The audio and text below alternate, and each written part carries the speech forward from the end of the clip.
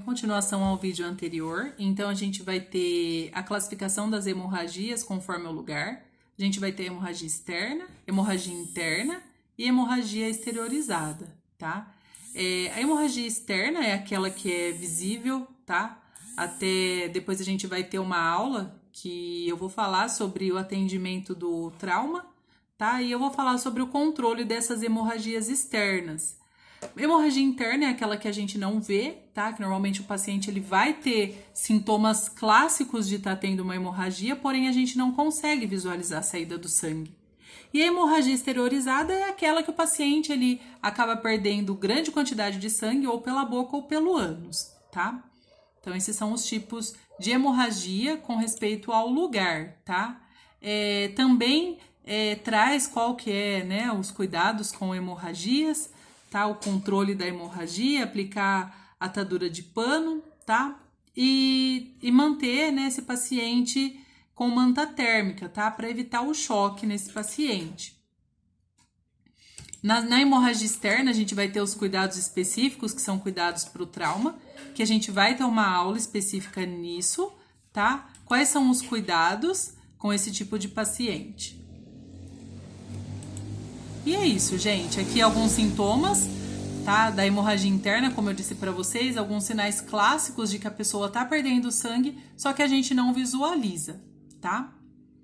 Eu vou também considerar com vocês, de forma breve, esse slide que eu mandei para vocês de queimadura, tá? Por que eu mandei para vocês? Porque eu acho que queimadura é um assunto que vocês devem, assim, enfocar um pouco mais, tá? Que, na verdade, esse slide ele vai falar sobre aquelas considerações que eu fiz com vocês, sobre a extensão e a profundidade das queimaduras, tá? As queimaduras, na verdade, são um grande problema de saúde pública, tá? Pois o paciente ele vai ter sequelas tanto físicas como também psicológicas, tá? Desse trauma. Então, qual que é a definição de queimadura, tá? São aquelas lesões que vão envolver diversas camadas do corpo, dependendo da queimadura, tá? E vão ser causadas por transferência de calor, tá? A gente vai ter 3 tipos de queimadura, como eu disse para vocês, em algumas literaturas vai até o 4º grau, tá? Algumas falam que é até o 3º, e a gente vai ter literatura que vai falar até o 4º, tá? Se vocês se depararem com até o 3º, entendam que o 3º grau envolve a do 4º também. Então, o 1º grau é aquela queimadura que vai envolver a camada mais superficial, mais externa da pele, que é a epiderme, tá? É aquela queimadura do sol, gente. Quando você toma muito sol, você vai apresentar essa queimadura. A gente vai ter a queimadura de 2º grau. A de 2º grau, a gente vai ver que ela vai atingir tanto a epiderme como a derme, tá? E ela vai ter uma característica específica, que são bolhas ou flictemas, né? Então, a gente vai ter na de 2º grau. Normalmente, aquelas queimaduras causadas em época de férias com criança, que às vezes vai no fogão e derruba o canecão de leite, normalmente a queimadura é de 2º grau, tá? E a gente vai ter também a queimadura de 3º grau, tá? Que vai atingir tanto a epiderme como a derme, tá? E muitas vezes pode atingir até o músculo. Então, nessa queimadura, a gente vai ter aquela pele que fica parecendo um couro branco, tá? E a pele fica bem rígida, tá? Fica bem enrijecida.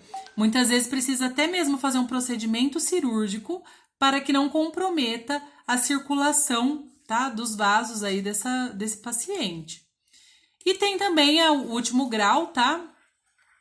Que é a mais grave de todas, que quando a gente fala de 4º grau, é aquela que vai envolver todas as camadas, tá vendo? O paciente, ele fica totalmente com a pele carbonizada, tá? É um paciente que não... Esse caso vai ter que fazer uma amputação aqui, não tem mais o que ser feito. Eu tô procurando o slide que a Renata pediu para tirar dúvida, que fala sobre... Ah, tá, quanto ao agente causal, tá? Foi que a Renata disse que não estava conseguindo ler. Então, a gente vai ter vários agentes que podem causar a queimadura.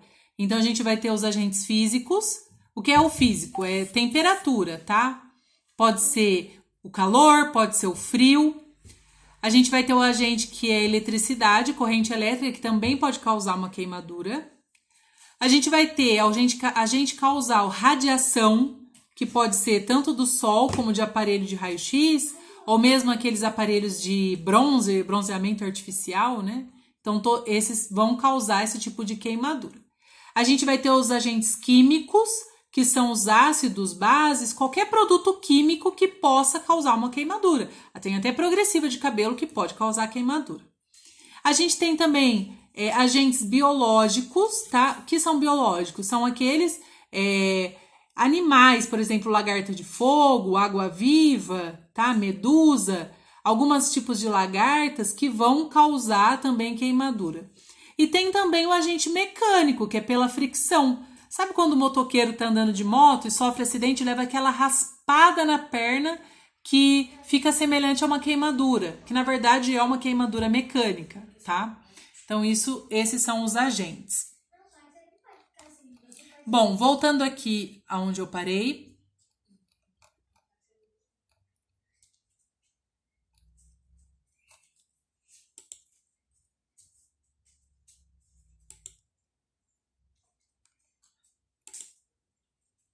Então, a gente vai fazer a classificação das queimaduras de acordo com a extensão e a profundidade, tá? Como eu já disse para vocês, a extensão é referente a qual parte do corpo, quanto da parte do corpo que foi queimada, né? A gente vai usar a regra dos 9 para isso. Deixa eu achar aqui os bonequinhos da regra dos 9.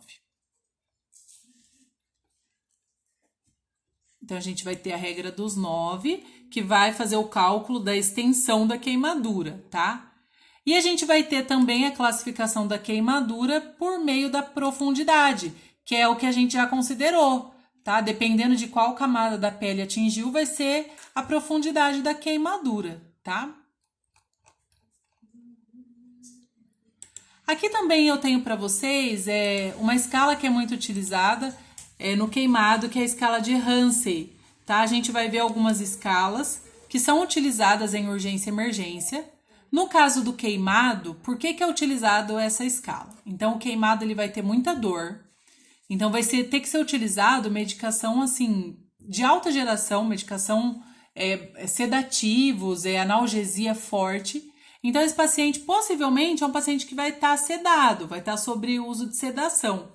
Então, toda vez que a gente tiver um paciente sedado, a gente vai realizar essa escala de Hansen, que é uma escala que usa para avaliar o nível de sedação, tá? É uma escala que vai de 1 ao 6 e ela vai avaliar se esse paciente está calmo, se ele está